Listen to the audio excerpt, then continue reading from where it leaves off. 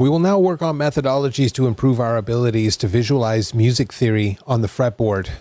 Here is the G major scale represented as a music theory concept. Here is G major represented on the actual fretboard.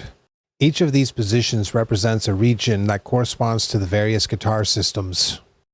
The most common of these systems are the pentatonic scale, 3 notes per string, the classical method, caged, triad arpeggios, and dominant 7 arpeggios.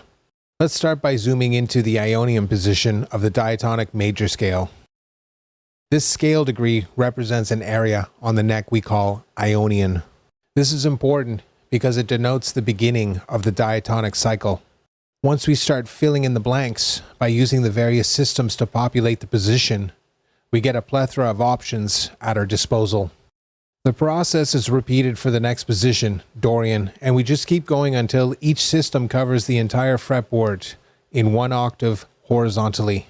That is to say that we go from the 3rd fret in G major all the way back to G major at the 15th fret. We can now use diatonic triad theory to expand the usage of these positions by moving them relative to their degrees. Let's take the first degree. It is major. What other degrees have major triads built off them?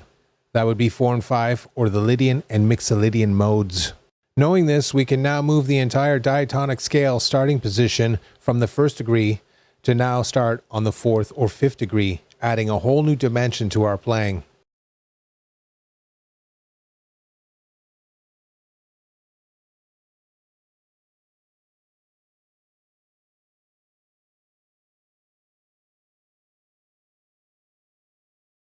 Let's look at another application. The minor triad falls on 2, 3, and 6, and we know that the minor pentatonic scale is played over the 6th degree of a major scale.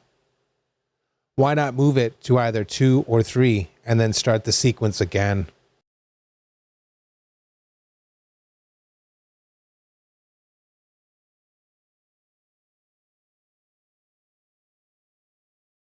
In doing so, we get a cascade of pentatonic shapes that overlap in several positions. This is a great method for creating tension and release. This principle can also be applied to chords. Here's the 1-4-5 chord progression. This is useful for when you need to quickly reference some big chords in the diatonic scale that you're working in.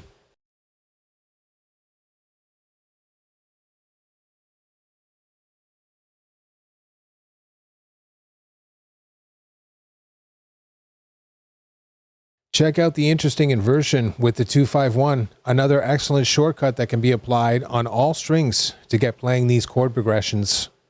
As humans, we like patterns. Visualizing those patterns in practical ways dramatically improves speed of mind. Look for them, catalog them, and then practice using them.